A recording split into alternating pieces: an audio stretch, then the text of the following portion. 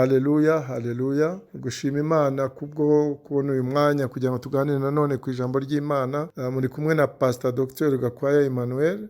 Ijambo turasanga mu rwandiko rwa kabiri rw'Abakorino, igice cya 5, umurongo wa 17, uravuga ngo umuntu wese yari muri Kristo aba ari icyaremwe gishya. Ibya kera biba bishize, dore byose biba bihindutse bishya. Amen.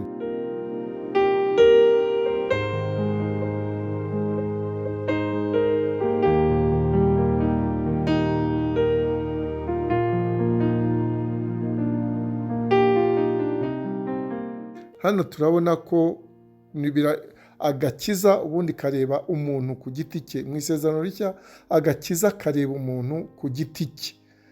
Uravuga ngo umuntu wese ni umuntu rero ku giti cye, iyo ateranijwe kuri Kristo kubwo kumwizera no kumwiyegurira, aba amaze kuzukana nawe, abambanwa nawe, agahambanwa nawe, akazukana nawe. Noneho yazutse rero aba agiye gukora atari we kubwe, ahubwo akorera umwami, kuko yazutse aba agiye kuba igikoresho cy'umwami cya Yesu Kristo.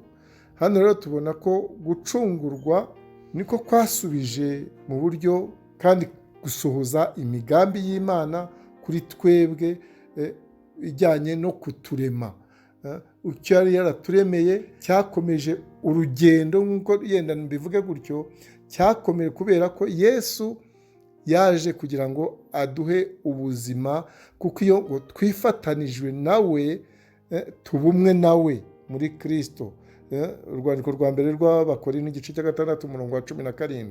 Iyo wifatanije na Kristo uba uri umwe nawe mu bijyanye n'umwuka, kuko umuntu agizwe n'ibice bitatu. Rero umwuka uba ari uwa Kristo. Icyo gihe ni iki kikugaragaza? Ugaragazwa n'uko utongera kugendera mu byaha, ugira kumwizera, kandi umwizera kubera ari umucunguzi wawe, uba umufitiye icyizere, noneho ukagirana n'urukundo rwa bagenzi bawe. Hano rero tubona ko umukristo cyangwa abakristo duteranijwe na Kristo kubwo kumwizera no kumwiyegurira tumaze kuzukana nawe. Iyo habayeho gucungurwa, niko kwasubije mu buryo kandi gusohoza imigambi y'Imana yo kuremwa, mu kuremwa. Kandi ibyo bikorwa muri Kristo, bikorerwa muri Kristo, kuko Imana byose yabishyize muri Kristo. Iyo rero ufite uwo mwana, bya bindi byose uba bifite, kandi aho muri Kristo ni naho byose byaremewe, kandi ibintu byose byongera guhindukira ibyaremwe bishya, niho byongera guhindukira bishya. Ibyaremwe byose byongera guhindukira bishya kubw'umwuka wera. Haleluya. Hano rero tubona yuko tuba muri Kristo Yesu. Yuzi kuri umwana w'Imana, ko wavutse ubwa kabiri, uba ufatanijwe na Kristo, kandi ibyo ntabwo ari wowe ubikora, ahubwo ibyo byose bikorwa n'Imana. Imana ubwayo niyo yabikoze. Ukaba rero uri icyaremwe gishya. Icyaremwe gishya rero twabibonye ko utongera kugendera mu byaha. Kubera iki? Kubera ko umwana w'Imana ntabwo yongera kugendera mu buzima bw'icyaha. Noneho kandi ukera imbuto z'abizera.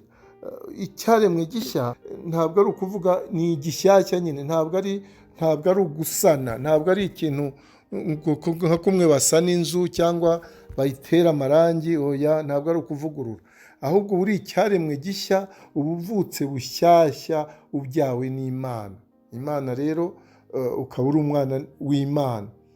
Noneho rero ukaba uriho mu bumwe na Kristo, ubaho mu bumwe na Kristo, kuko iryo jambo icyaremwe gishya kiva mu ijambo ry'ikigereki rivuga kainos. Kainos rivuga ni ikintu kitarakoreshwa, kikiri gishyashya, gifite ubuziranenge, mu yandi magambo gishyashya nyine. Uri icyaremwe gishya kuko umwuka wawe ufatanijwe n'uwa Kristo. Noneho ubugingo nabwo bugenda buhinduka buri munsi, buhindurwa n'ijambo ry'Imana, buhinduka n'umwuka wera, nicyo bita sanctification. Noneho n'umubiri kandi ukazahindurwa igihe Yesu azagarukira, kuko buriya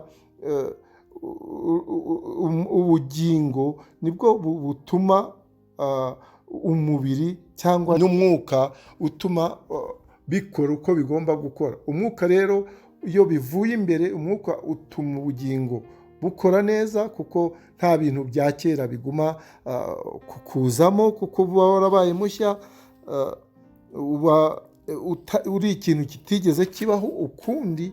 Noneho ibyo ukora byose rero urumva bigira ingaruka ni uko igihe wari umunyabyaha uhinduka noneho umukristo, umuntu wizerwa. Ubwo wari uwo gucirwaho iteka mbere, noneho no kwezwa. kandi niba mbere wari umunyabyaha, ubu noneho ufitwe kwezwa n'ijambo ry'Imana, kuko icya mbere ni ugucungurwa. ubwo iyo wacunguwe rero ukaba wezwa kandi ukaba uzatsindishirizwa, icyo gihe rero urumva ugenda uba uri icyaremwe gishya muri Kristo Yesu. Uwiteka rero abaho umugisha, kugira ngo dukomeze tujye twumva ko kuba icyaremwe gishya ari ubuzima bushya muri Kristo Yesu. Haleluya. Uwiteka rero abaho umugisha, kandi dukomeze kujya duterana kugira ngo tumenye neza kuba icyaremwe gishya. Ntabwo bijyana n'iby'isezerano rya kera, ahubwo mu isezerano rishya na Kristo Yesu, aho ngaho niho dusanga ko tuba icyaremwe gishya. Kuba icyaremwe gishya ntabwo ari icyavuguruwe. Uwiteka rero abaho umugisha, buri munsi mwezwe, kandi ijambo ry'Imana ribeze n'umwuka wera abeze, kuko nibwo buzima tujyamo, ubuzima bwo kwezwa. Uwiteka abaho umugisha, kugira ngo dushobore gukomeza ubugingo bwejejwe mu izina rya Yesu. Amen, amen, amen.